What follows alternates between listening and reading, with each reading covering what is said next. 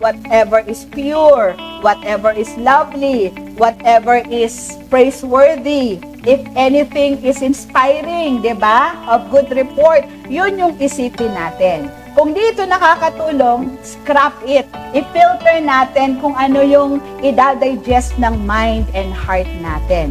Si John Mark, talagang ramdam niya ayaw sa kanya ni Pablo. Pero buti na nga lang, merong Barnabas. Kaya if we are called to be a Barnabas, to a fellow believer, huwag tayong mag-hesitate. Kasi malay mo yung pag-encourage mo, magpuproduce ng panibagong John Mark. So, manatili tayong tapat na sa kamay ng Panginoon hanggang wakas. At lahat ng mga taong gagamitin ng kaaway para tayo pigilan, dapat hindi natin pakikinggan. Because ang ating pagsumikapan, makarating sa finish line at makarating ng maayos. Praise God! At habang tayo po ay nakatayo, let's open our Bibles in the book of Acts chapter 15 at atin pong babasahin mula po 36 hanggang verse 40. So Acts 15, 36 to 40, sabay-sabay po nating basahin. Sometime later, Paul said to Barnabas, "Let us go back and visit the brothers in all the towns where we preach the word of the Lord and see how they are doing." Barnabas wanted to take John, also called Mark, with them, but Paul did not think it wise to take him, because he had deserted them in Pamphylia and had not continued with them in the work. They had such a sharp disagreement that they parted company. Barnabas took Mark and sailed to Cyprus, but Paul chose Silas and left, commended by the brothers to the grace of the Lord. And the Lord has blessed the reading of His word. Tayo pong lahat ay makakaupo na. God is good. And all the time, amen. Inyo pong kamayan ng iyong nasa kanan at kaliwa, sabihin niyo, I'm glad you're here. Nagagalak po ba ang bawat isa nandito tayo sa presensya ng Lord? Palakpakan po natin ang Panginoon. Welcome to the second service of the Jesus is Lord Church, San Marcelino, Malate, Manila. We offer 3 services every Sunday.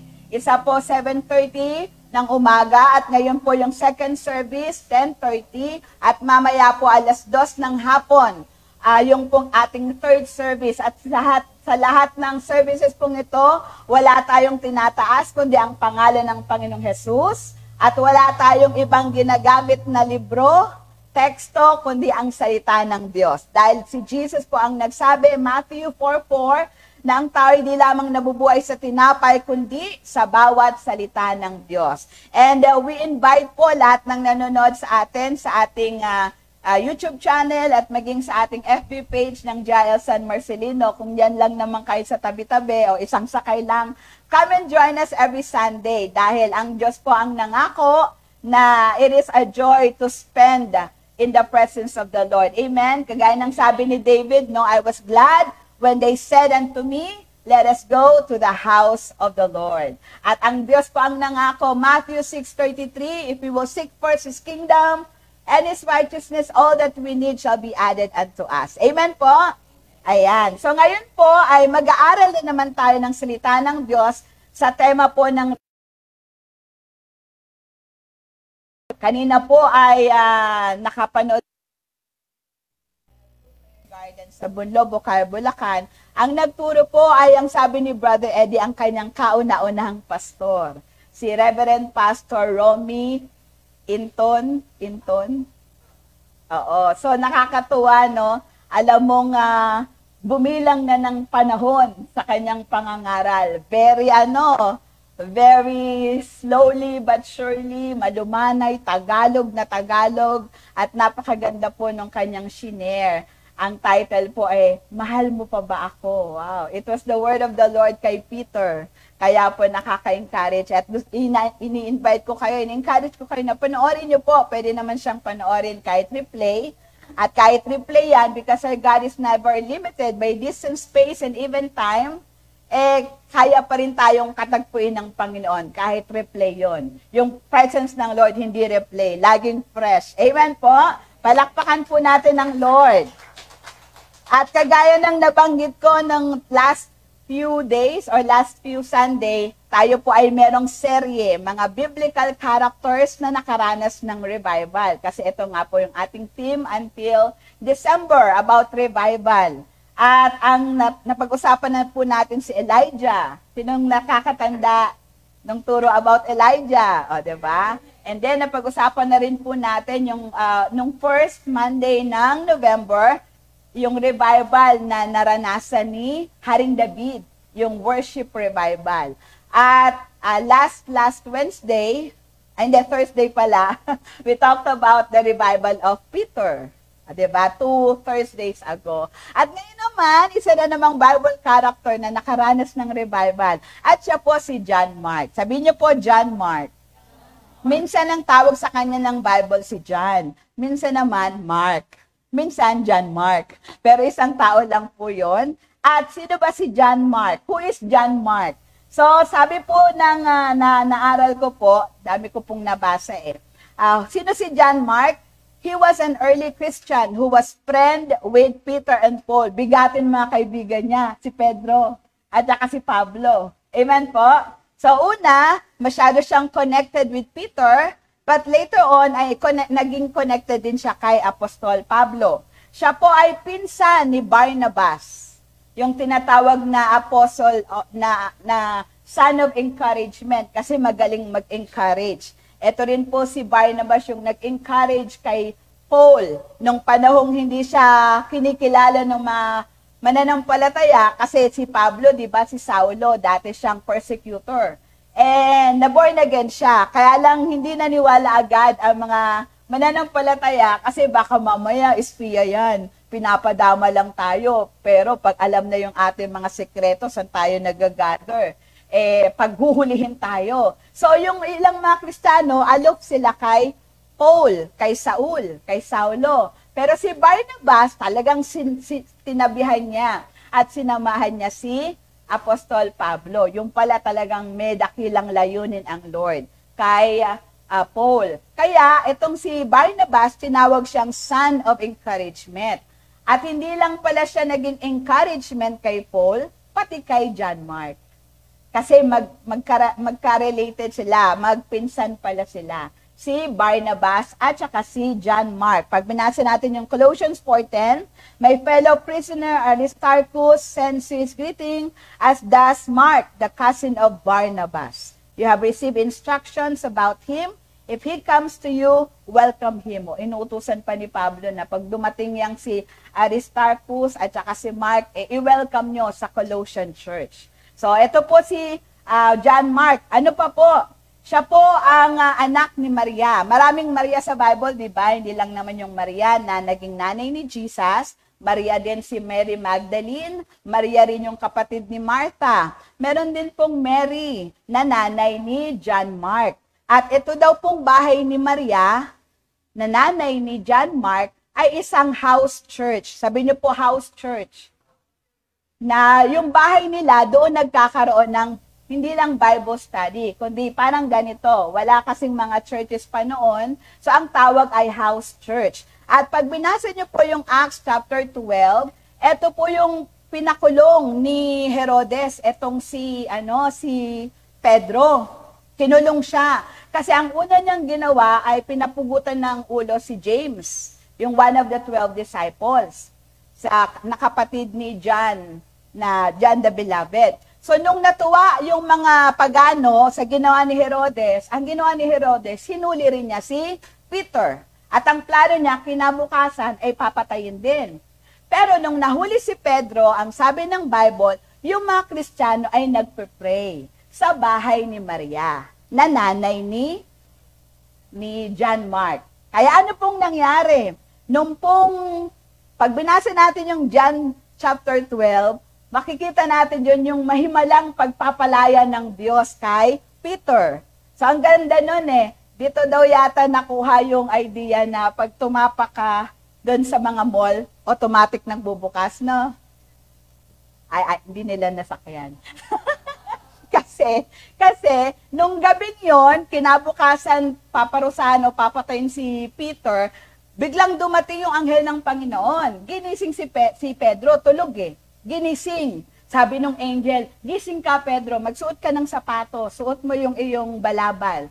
So nagsuot nga si Pedro. Akala niya, panaginip, o kaya akala niya, vision. Hindi niya alam na totoo palang nangyayari. So ang ginawa niya, sumunod siya dun sa anghel. At nakita ni Pedro, bigla na lang nagbubukasan yung mga rehas, mga pintuan. Kasi kada pintuan, merong 4 na gwardya. So 4 na gate, 4 times 4, 16.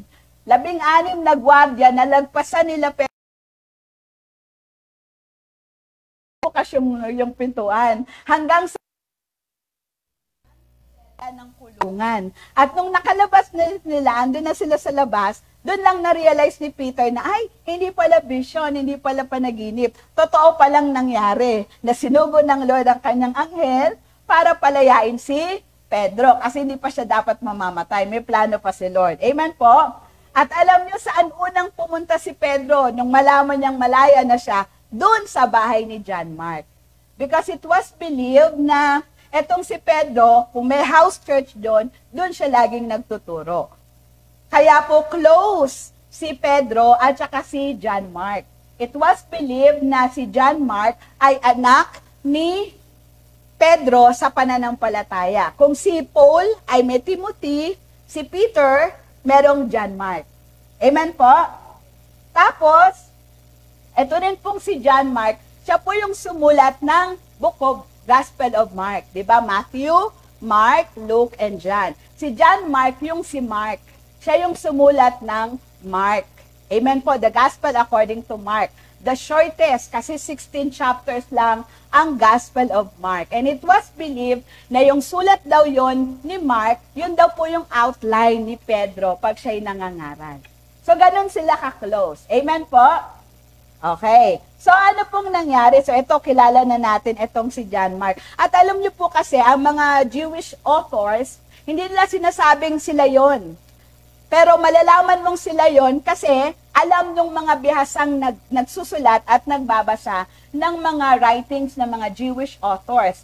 Pag binasa natin yung Mark 14, 51 to 52, sabi doon, nung hinuli si Jesus sa Garden of Gethsemane, a young man wearing nothing but a linen garment was following Jesus. When they seized him, he fled naked, leaving his garment behind. So ang sabi dito sa Mark 14, 51 to 52, nung hinuli na si Jesus from the Garden of Gethsemane, may isang lalaki na wala siyang suot, kundi yung panloob, kumbaga sa atin, kamiseta lang.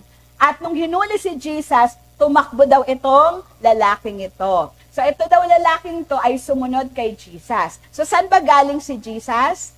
At ang mga disipulo doon sa upper room. That was believed to be na yun din yung pagmamayari ng pamilya ni John Mark. Amen po? So even nung buhay pa si Jesus, nakikita na po siya ni John Mark. At nagtuloy po ang pananampalataya at relasyon ni John Mark kay Jesus even after his resurrection. At naging close nga po sila ni Peter. Amen po?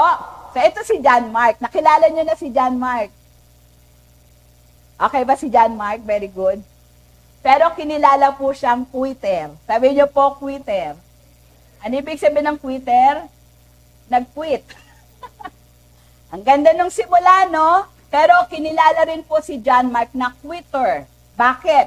So sabi dyan, initially, he joined Paul and Barnabas in their missionary journey and was their helper. So ganito daw po yung nangyari. After the resurrection of Jesus, bumalik na si ang Panginoong Yesus sa langit. So tinuloy ng mga disciples yung sinimulan ng ating Panginoong Yesus. At nagmula nga po doon sa Acts chapter 2, unang pangangaral ni Pedro, 3,000 got saved. At marami pong sumunod.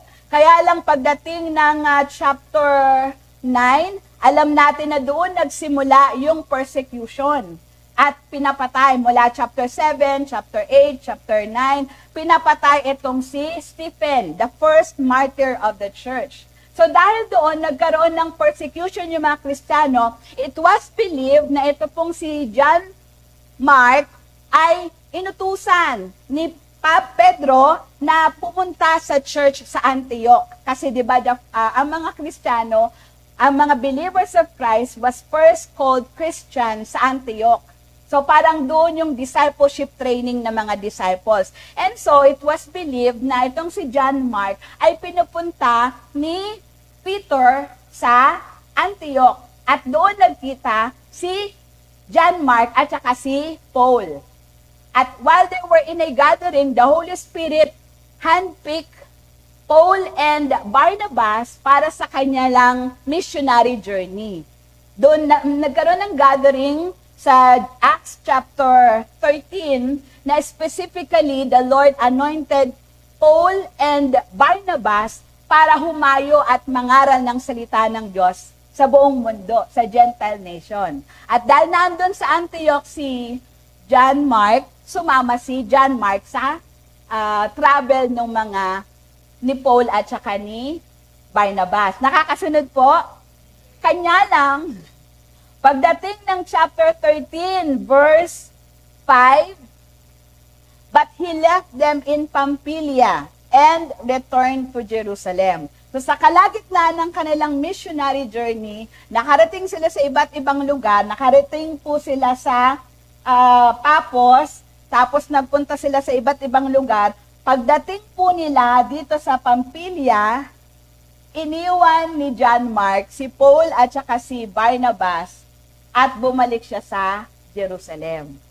May mga speculations, bakit ganon? Possible reasons daw po, dahil mayaman, may kaya yung pamilya ni John Mark. Hindi siya sanay sa mga uncomfortable things. Kasi yung biyahe dito, biyahe doon, natutulog kung saan, kulang sa budget, kasi syempre ministry yan, hindi yan bed of roses. Amen po?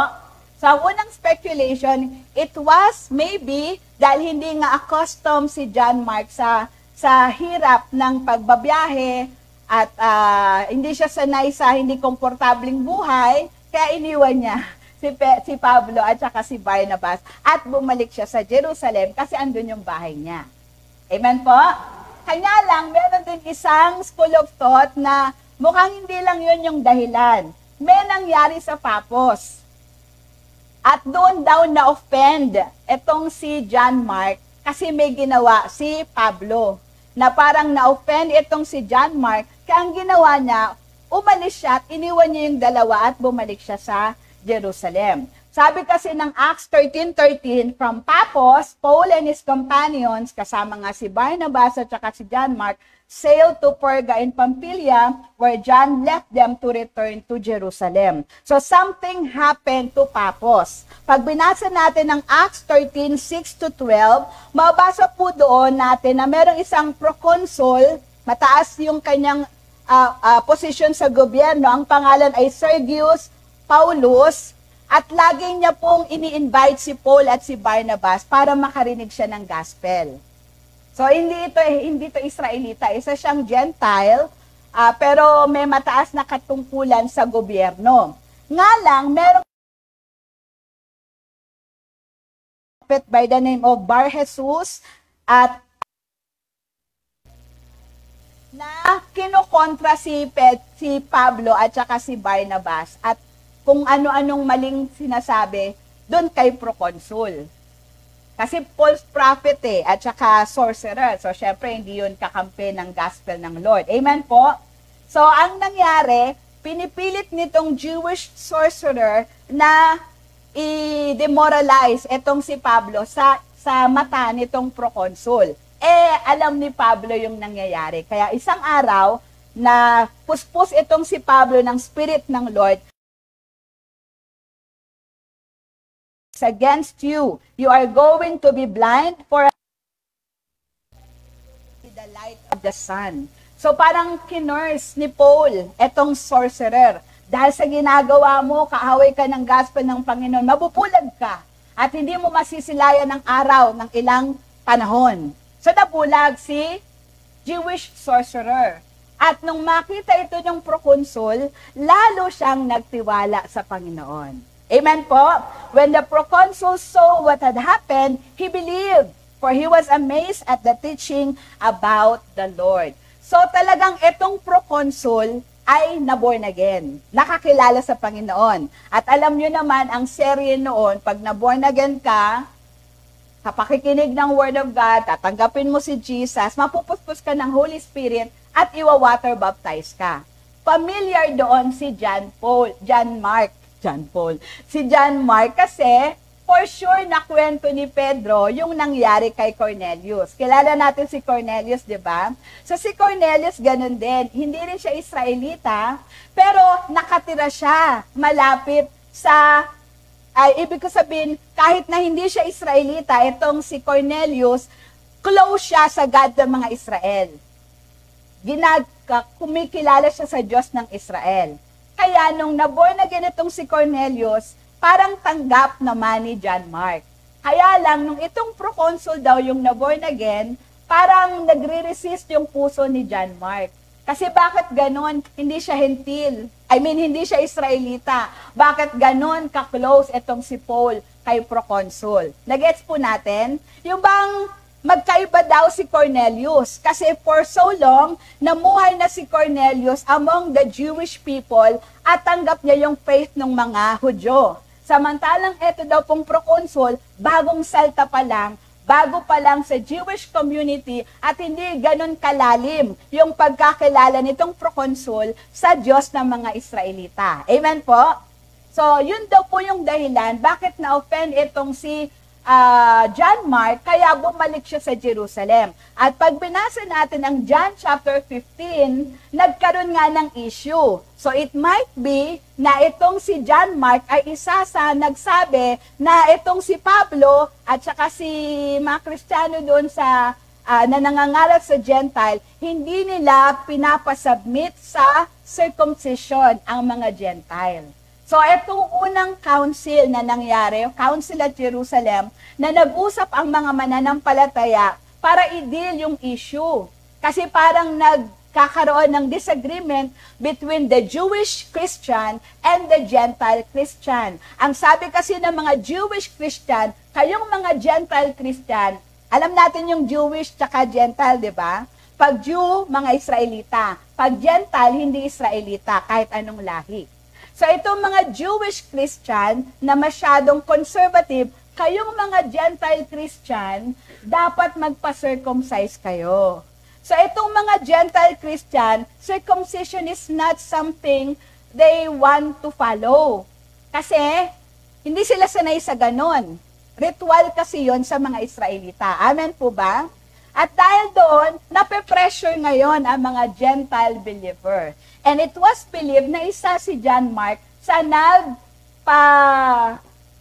up ng issue na yon. Kasi nga na-offend siya. Amen po? Pero ang nangyari,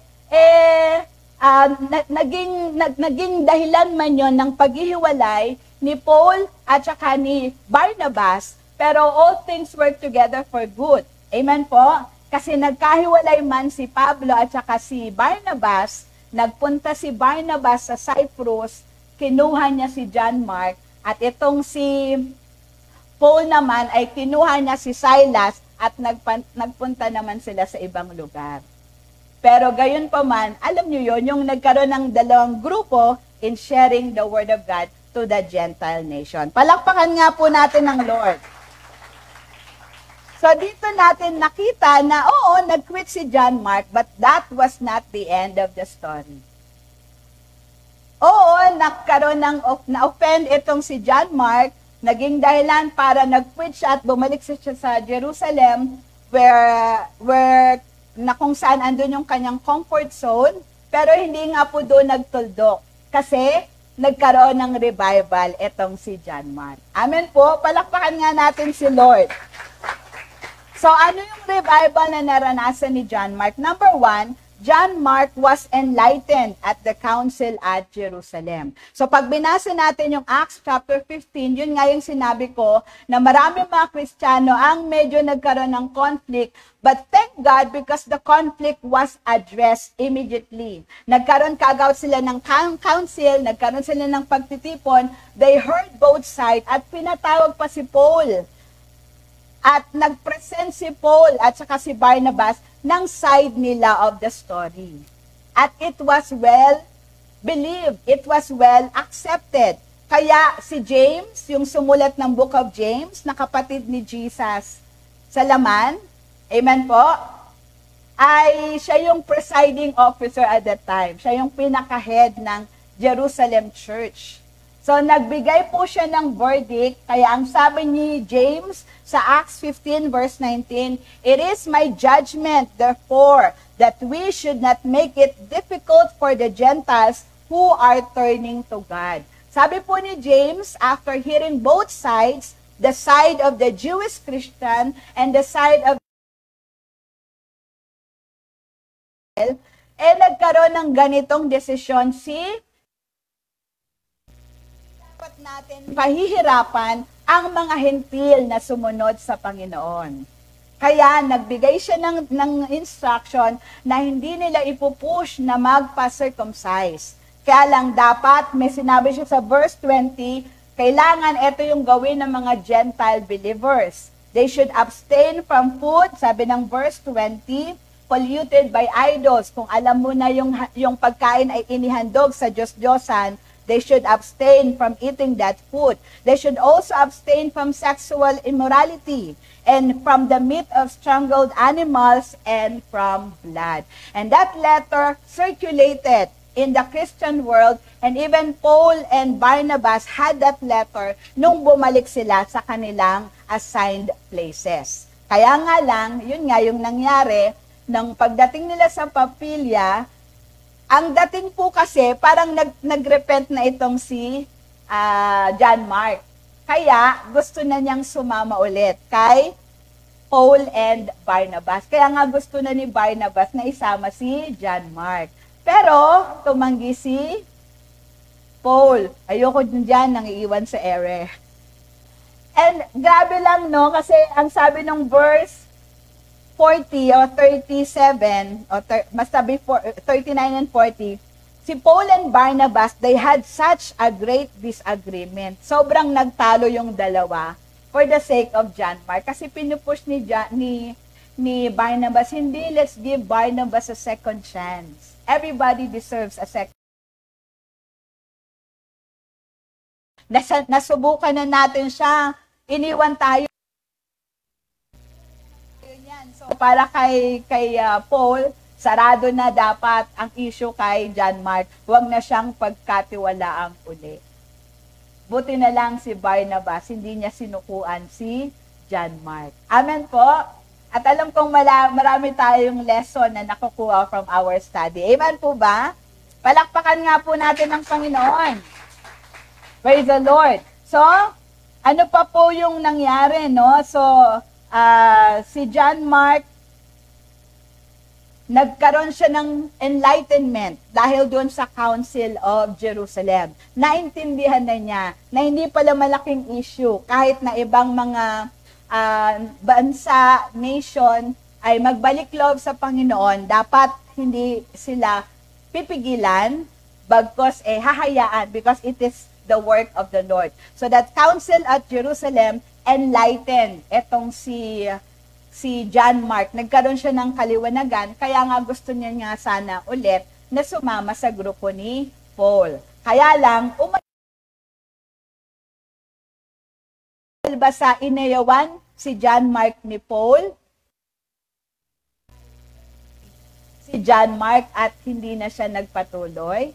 Hindi po. Dito natin makikita yung revival ni John Mark kasi John Mark endured serving the Lord. Kahit inayawan ni Pablo, etong si John, lingkod sa Panginoon. Amen po? Kung di siya nagtuloy, walang Gospel of Mark. At alam nyo ba na ang Gospel of Mark, ito yung unang-una sa 4 Gospels. Diba? Matthew, Mark, Luke, and John. Ang unang-unang nagawang Gospel was the Gospel of Mark, written about AD 55 to AD 59.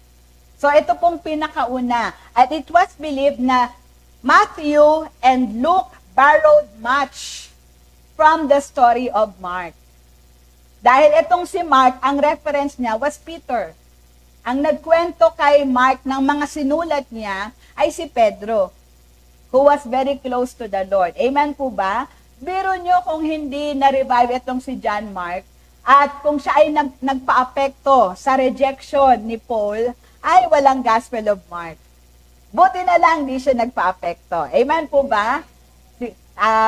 Salamat dahil sa atin naman, meron tayong Hebrews 12:2, looking unto Jesus. Dapat kay Kristo tayo nakatingin at hindi sa sasabihin ng tao. At kahit na hindi tayo paboran o palakpakan ng tao, basta para sa Panginoon, tuloy tayong naglilingkod sa Lord. Looking unto Jesus, the author, the finisher, the perfecter of our faith. At totoo naman hindi tayo lahat gusto ng mga tao. Amen po? We cannot please everyone.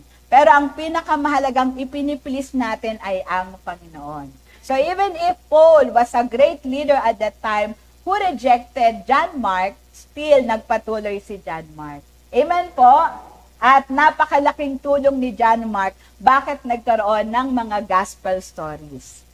Dahil nga ito yung pinaka-una, and mula dito nga kaya nagkaroon ng gospel according to Matthew and the gospel according to Luke. Ang pinakahuling nagawang gospel was the book of the Gospel of John. Kaya po, salamat sa buhay ni John Mark. Amen po? Palakpakan nga po natin ang Lord. So John Mark endured and he persevered, no? He accepted the consequence of his action. Siguro kasi alam talaga ni John Mark na mali yung kanyang pag-quit. At kung ano man yung naranasan niya kay Paul, ay hindi siya nagreklamo, hindi siya umapela, hindi siya naganap ng kakampi at inaway si Pablo. Amen po? Kung hinayaan niya, kung ayaw sa akin ni Pablo, okay lang, magpapatuloy pa rin akong naglilingkod sa Panginoon. Amen po? At buti na lang nga, andyan si Barnabas na hindi siya iniwanan. Kahit iniwanan ni Pablo, itong si John Mark, merong Barnabas na tumulong kay John Mark para magpatuloy. Kaya sabi mo sa katabi mo, salamat, andyan ka pa rin. Oo, malungkot kaya pag wala kang katabi, no? Pero dahil may katabi ka, happy ka na. Amen po? At magpatuloy tayo kahit ano pa yung karanasang mararanasan natin kasi nakapokus naman tayo kay Jesus. Amen po?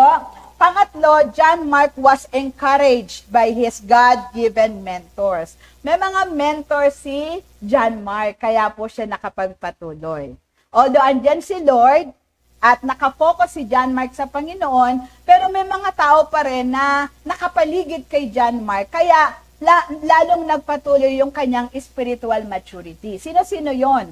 Una was Mary, his mother. So, sa magitan po ni Maria, na nanay ni John Mark, iba ito kay Mary Magdalena, iba rin ito kay Mary, na asawa ni Joseph, na nanay ng Panginoong Jesus nung nagkataong tao. Iba rin ito kay Mary, na kapatid ni Martha at ni Lazarus. Maraming Mary sa Bible. Amen po? So ito yung Mary na nanay ni John Mark. At dahil daw dito kay Mary na nanay ni John Mark, he learned to love God. He learned to love the scripture and he learned to love the fellowship of the believers. Kasi may Bible study sa bahay ni John Mark sa nanay ni John Mark. So, naging, alam mo yon, nakalakihan na ni John Mark, na sa bahay nila laging maraming tao. For sure, nagpapakain si Maria. Amen po. At andun yung mga Kristiyano na nagpe-fellowship. So, he loved the fellowship of the believers. Amen po. Kayo ba, you love the fellowship of the believers? Na-excite ba kayo pag linggo kasi pupunta kayo sa church? At dapat yun kasi ito ay pagsunod sa instruction ng Lord sa Hebrews chapter 10:25 na huwag kakaligtaan ang pagtitipon. Nakakatulong ito para tayo mag-mature at mapalakas sa ating pananampalataya. And through Mary, the mother of John, nakatulong ito para makilala ni John Mark ang Panginoon. 'Di ba? Usually parents, ako, I for one, ang nagdala sa akin ng Lord at nagpilit na magdala sa akin sa Lord yung tatay ko. Kasi noon, nung na-born again kami, so 10-year-old ako, grade 4, yung bahay namin, nandiyan na sa San Andres, sa Tuazon, sa Gonzalo. Pero kami nung youngest namin na kapatid, doon pa kami sa Pasay nag-aaral. So Monday to Friday, nasa Pasay kami, Friday night, so susunduin kami ni Papa, dadalhin dyan sa San Andres. Tapos, Monday morning, kasi atin pa ng Arroyo no? Monday morning, babiyahe kami ni Papa papuntang Pasay. So, nasa bahay ako ng Friday night. Ayun na. Yun na yung sama ka sa akin. Ayoko pa, manonood ako. Hindi, sumama ka. So, sinasama niya ako ng Bible study ng Monday, ng Saturday, at kapag kalinggo naman, sarado talaga yung bahay kasi lahat kami pupunta ng Arroyo. So, I owe it to my father kung bakit ako ganito kasipag ba? Sipag ba? Magbasa ng Bible at umattend ng church kasi pinipilit niya ako noon hanggang sa later on, edi na-enjoy ko na. Ang una kong sinalihan, mga Bible study sa community. Special number, unang special number ko dun sa Bible study. Alam niyo yun? Yung tinag-isa-isa kami, nung ako na nanginginig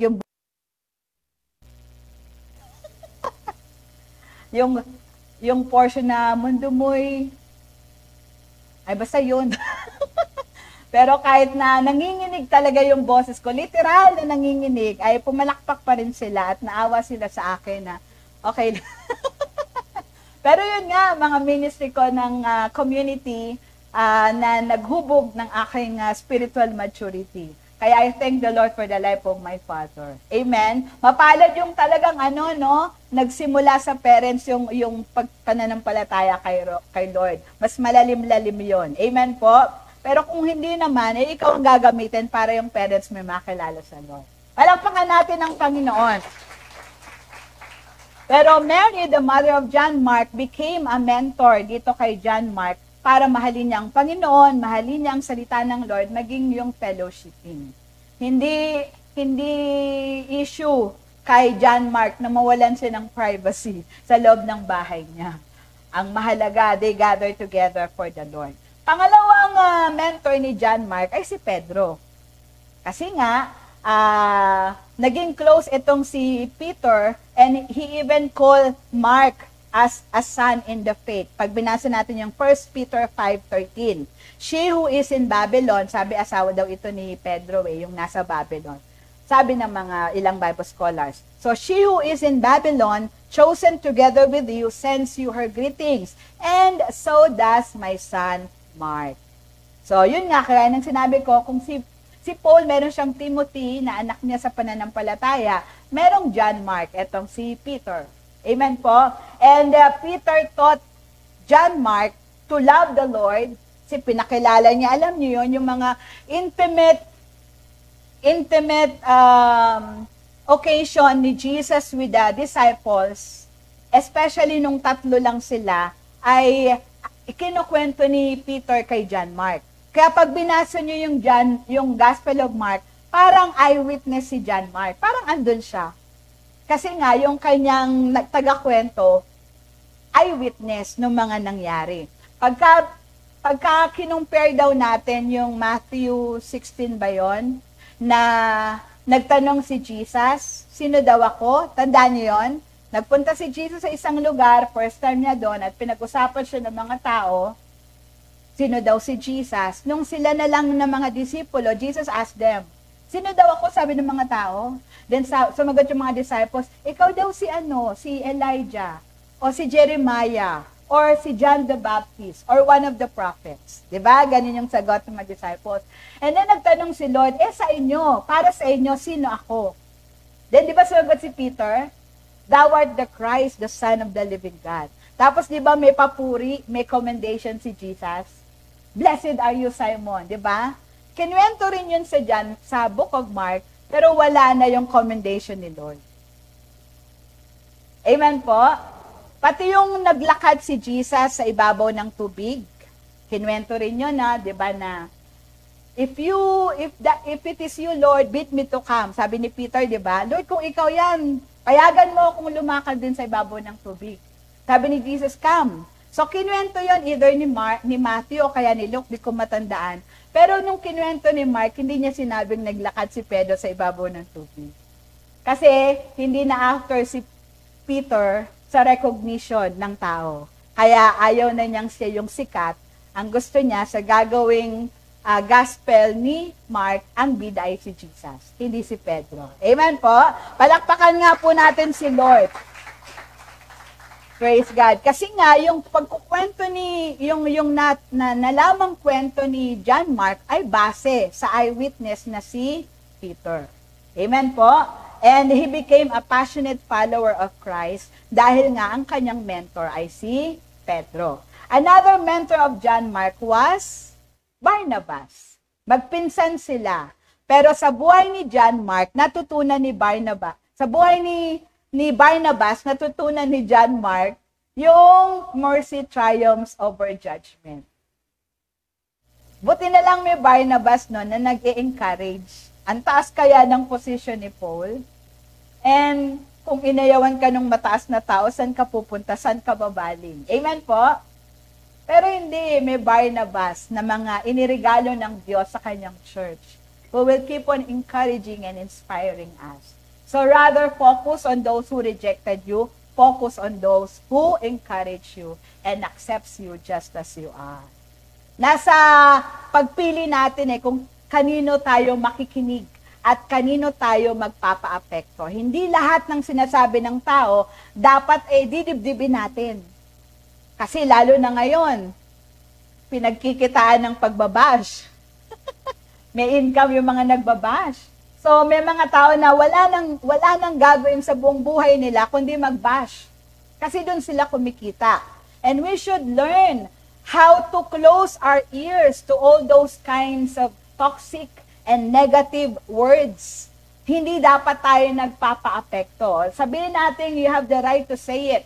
Pero wala sa akin yung choice na paniwalaan yung sinasabi ko. Di ba yung sabi na, hindi mo mapipigilan yung ibon na lumipad sa ulunan mo. Pero mapipigilan mo siyang gumawa ng nest. Ano yung nest? Pugad. Sa inyong ulo. Ibig sabihin, you have the right to choose whom to believe, whom to accept, what to retain in our mind. Kung alam mong hindi makakatulong, let it go. Let it go. At hayaan mo na ang sabi naman ng James, 'di ba? Whatever is pure, whatever is lovely, whatever is praiseworthy, if anything is inspiring, 'di ba? Of good report, 'yun yung isipin natin. Kung dito nakakatulong, scrap it. Amen. I-filter natin kung ano yung i-digest ng mind and heart natin. Si John Mark, talagang ramdam niya ayaw na sa kanya ni Pablo. Wala siyang magagawa dun. Di naman niya pwedeng pilitin. Amen po?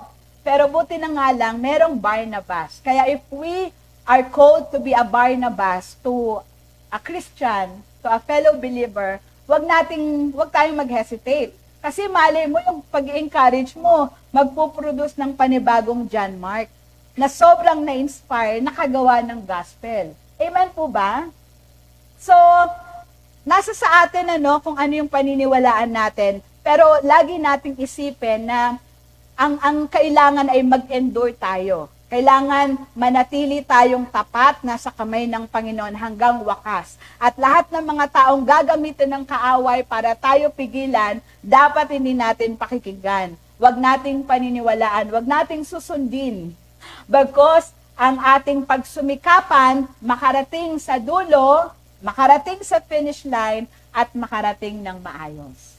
Palakpakan po natin ang Panginoon. And also, it was John Mark who gave him the spirit of grace, the gift of grace of giving second chances. So, tayo rin, huwag tayong tuldok sa buhay ng isang tao na, ay, ginawa niya sa akin yan, gagawin niya rin yan sa'yo. Kumbaga, huwag tayong mag-classify ng mga tao na sila ay hopeless and hindi na magbabago. Kasi sa Diyos walang imposible. Amen po. So, huwag mong isipin na wala na yung solusyon, wala na yung kapag-asa. Pabulusok na yung buhay niya. Wala tayo sa kalalagayang magsalita ng ganon. Because merong Diyos na gumagawa ng himala, 2 Corinthians 5:17, anyone who is in Christ is a new creation. Nagbabago ang Diyos ng buhay ng mga taong sumasampalataya sa Kanya. And God has the power to turn things around.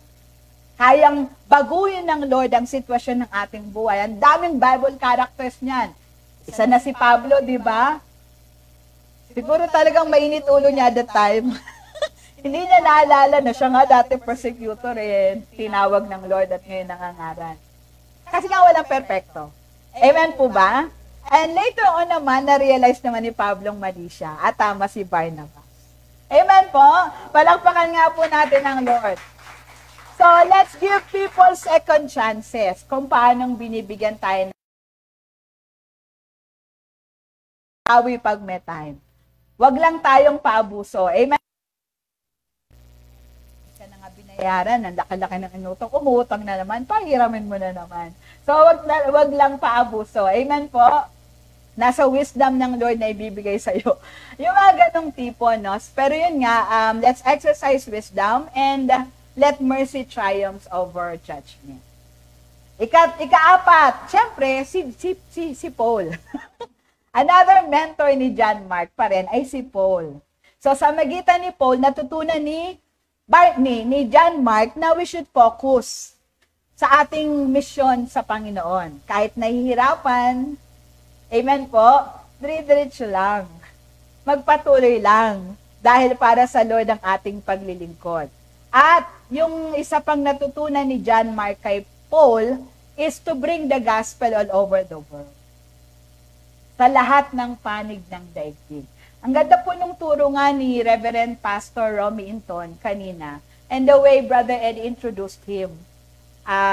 Siya po yung aking kauna-unahang pastor. And you can sense na Brother Eddie was so proud in telling the congregation na ito yung unang-una kong pastor. Diba? Kung si Brother Eddie may tinitingalang pastor, kung sobra tayong nabibless kay Brother Eddie, at meron siyang pinakilalang naging pastor niya, edi ang taas din ang tingin natin sa kanya. Amen po? Kaya nung nagsalita na si Reverend Pastor Romy Inton, ang hirap ng pinapagawa mo sa akin, Brother Eddie. Masyado mo akong tinaas. Ang hirap nung pagsimula ng pagkataas-taas. Kaya ang sabi niya, kaya po ganito gawin natin. Tanggalin niyo lahat ng sinabi ni Brother Eddie. Burahin niyo lahat. Mag-start tayo sa zero. Short of saying, all the glory to the Lord. Amen po ba? Palakpakan nga po natin ng Lord. So, may edad na siya, puti na lahat ng buhok, pati balbas. Kaya alam mong talagang hinubog na ng panahon yung kanyang paglilingkod. Pero ramdam mo yung humility, and yung kanyang patience, I sense yung spirit of patience sa kanya. Kasi napakamalumani magsalita, purong Tagalog, pero may dynamism. Talagang hindi sa mabilis na pagsasalita eh. Hindi rin sa palakas na salita eh, kundi yung yung intention na mag-emphasize ng salita ng Lord. Encourage ko po kayo, panoorin nyo yung teaching kanina. Nakaka-bless, nakaka-inspire. Nakikinig ako, umiyak-iyak ako eh. Kasi nga, ramdam ko yung pangungusap ng Lord. Mahal mo pa ba ako? Ay, di ba, no? Di ba? Yung ganong tipo. Tapos dinagdagan pa niya nung anong level ng pagmamahal? Sige Lord, mahal kita. Anong level dapat? Aba, yung example niya yung conquest ng 3 mighty men. Na kumuha ng tubig sa teritoryo ng kaaway. Tapos nilagyan pa niya ng exegesis na wala sa Bible, pero it might be na pwedeng ang ganun yung nangyari, na binibigay nung 3 mighty men yung tubig galing sa Bethlehem, sa Jerusalem, na palibot ng mga kalaban, na pwedeng duguan sila. Na pwede daw, sabi niya, ang garap po nung illustration niya na, syempre po pwedeng may nagising pwedeng may humarap at kinalaban sila nung pagkatapos. Mas madali daw pumunta at kumuha ng tubig mula sa balon, mas madali daw yon kaysa bumalik. Kasi, for sure daw, may mga makakarap silang kalaban. So, sabi niya, ang mga sundalo may dalang tabak, may dalang kalasag, pero malamang walang dalang kalasag itong mga ito. Bakit? Meron silang iniingatang basyo ng tubig. So, ibig sabihin, nakikipag-espadahan sila, ingat na ingat sila doon sa tubig para kay David. Tapos, di ba, ang gara na hindi ininom ni David yung tubig. Kasi sabi niya, paano kayo niinumin? Parang dugo nyo yan na iinumin ko, kaya ibinigay niya. But our God deserves such kind of love. Na kahit na Diyos na nagmahal sa atin. Amen po. Yes, hallelujah. Praise the Lord. So, etong si Pablo, talagang ang laking naitulong kay John Mark. Kaya nga siguro nakapag-write siya ng gospel. Kasi ang audience ni John Mark ay mga Kristiyano sa Rome na greatly persecuted. Kaya ang portrayal ni John Mark kay Jesus, he was the suffering servant. Na kung ikaw ay nagsasuffer ngayon, pinapakain sa leon, sinusunog, ginagawang ilaw sa poste ng mga panahong yon, if you are suffering because of your faith in Christ, hindi yan nalalayo sa naranasan ni Lord. Kaya kung nagsasuffer ka, hindi lang ikaw, kasi nagsuffer din si Lord. Pero after nun, you will experience glory. Ang laking encouragement yon ng mga panahong yon na ang mga Kristiyano ay greatly persecuted. Amen po ba? At dahil ito ay Gentile nation, ang Rome ay hindi naman Israelitang lugar, pero ito ay lugar ng mga Hentil, I believe na malaking factor ang buhay ni Paul because he was known as the apostle to the Gentiles.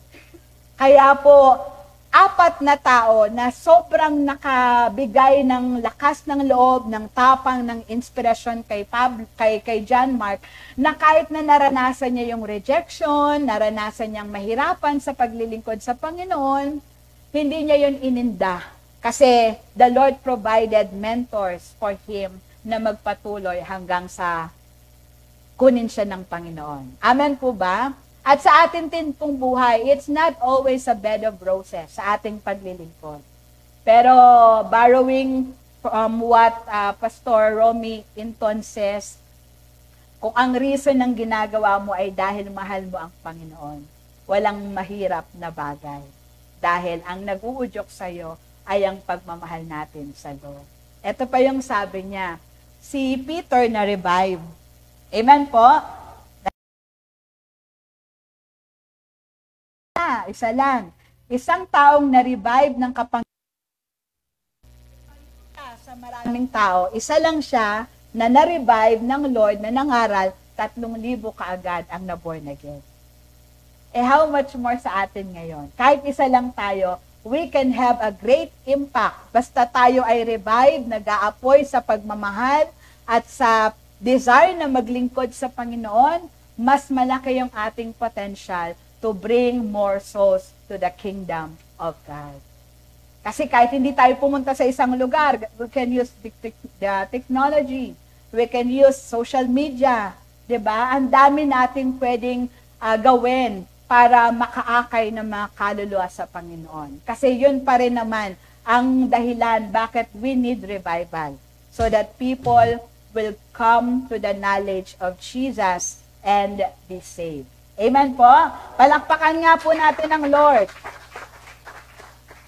So, ilan po sa mga salita na nagpapahayag talaga na nagkaroon na ulit ng magandang relasyon. Si Paul at saka si John Mark is yung nandun sa 2 Timothy 4:11. Ito po yung time na malapit ng kunin ng Lord itong si Paul. Matanda na si Paul at siya pa ay nakakulong. So, sumulat siya kay Timothy sa 2 Timothy 4:11. At ang sabi niya, medyo nagsesentimiento si Paul dito, only Luke is with me. Get Mark and bring him with you because he is helpful to me in my ministry. Amen po? So talagang pag Kristiyano ka, kakainin mo yung pride mo no? Talagang hindi mahirap sa atin magpakumbaba at kilalanin na hindi talaga lagi tayo tama. Amen po? And Paul had such humility to acknowledge na yung kanyang nireject noon ay kailangan niya ngayon kasi malaking tulong sa kanyang ministry. Hindi lang nung nakakulong siya, but prior to him being in prison, naging blessing na po talaga. Doon din sa sulat niya kay Philemon, ito hindi pa siya, hindi kasi yung sitwasyon nung sa 2 Timothy. Sa Philemon 1:23-24, Epaphras, my fellow prisoner in Christ Jesus, sends you greetings. And so do Mark, Aristarchus, Demas, and Luke, my fellow worker. So he considered John Mark as his fellow worker. Amen po? And kumbaga talagang na-vindicate ng Lord ang buhay ni John Mark. Amen po? Kung nasa tama tayo, hindi man tayo maintindihan ng tao, si Lord nang bahala na mag-vindicate sa atin when the right time comes. Basta tayo, we still should continue the things we ought to be doing, especially for the kingdom of God. Amen? In conclusion, remain enlightened. Make sure po na maalam tayo sa maraming bagay. Huwag tayong kaagad-agad mag-uusga. Huwag tayong kaagad-agad paniniwalaan yung isang side of the story. We should have the spirit of enlightenment na malinaw yung mga pangunawa natin sa maraming mga bagay. Kasi nga, doon nagkakaroon ng problema eh. Pagka one side of the story lang, hindi sa'yo malinaw yung mga ibang pangyayari, and then you tend to give your verdict or your choice, di ba? Kaya dapat talagang maalam tayo. We should have the spirit of enlightenment, and we have the Word of God to enlighten us about many things. Amen po? So remain enlightened, remain enduring. Ibig sabihin, magtiis tayo, batahin natin, carry our cross daily. Ang buhay Kristiyano ay masayang tunay. Amen? Pero hindi ibig sabihin walang problema, walang gusot, walang persecution. Kahit may problema at wala kang di ba't laging, ganon. So we should endure. May pera man o wala, may kasama o wala, we should endure. Tanggap man tayo o hindi. Kasi ramdam mo yun eh. If there are people who doesn't like you, ramdam mo yun eh. Amen po? Pero endure all of these things for the Lord and for the gospel. Let's pray for the spirit of endurance, and then surround yourself with people who will encourage you. Huwag kang papayag na discourage ka na nga, kakausap ka pa ng discourage. Silence the voice of the enemy. Amen po? Choose to be encouraged. Choose to be inspired. Kasi nakasaalang-alang ang ating eternity. At the end of the day, when we all face God, wala tayong pwedeng masisi. Ba't di ka nagpatuloy? Kasi Lord, natisod ako plakda ako Kaya hindi na ako bumangon kasi sila na naman yung mga kasama ko Huwag tayong pumayag na somebody will decide about our destiny. Hawak yan mo at ng Panginoon natin. Amen po? So, isarado natin yung tenga, pati mata, at bibig, kung hindi ito makaka-encourage at hindi ito makaka-inspire sa atin. Let's remain, manatili tayo na enlightened, enduring, and encouraged. Encourage ba kayong lahat? I-share nyo yan sa iba. So, let the spiritual revival continue. Diba? Sabi nung kanta, let your revival start in me. Oh, Holy Spirit, have your way. I surrender to you. Oh.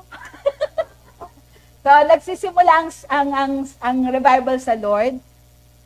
Dapat tanggapin natin at panatiliin natin. Kasi parang apoy yan na pwedeng mamatay pag hindi mo pag-aalabin. So, pag-alabin natin, huwag tayong papayag na mamatay yung apoy na binigay ng Lord sa atin. Amen po? So, let the spirit of revival continue. Find, malaking bagay if you find a spiritual mentor na mag-i-encourage, mag-i-inspire sa'yo. Amen po? And then, ikaw rin, maging spiritual mentor sa iba. Dahil ang nakakapagpalakas lang, yung malakas na. Amen po? So, kung hindi ka pa malakas, magpalakas ka, magpatulong ka, magpray ka kay Lord, magbasa ng Bible, mag-ask sa power ng Holy Spirit. Kantahin mo yung, Come Holy Spirit, fall afresh on me. Kahit ikaw lang mag-isa. Gusto ng Lord malakas tayo. Amen? Pag malakas na tayo, revive tayo, magpalakas din tayo ng iba. Para the revival will continue until the Lord comes.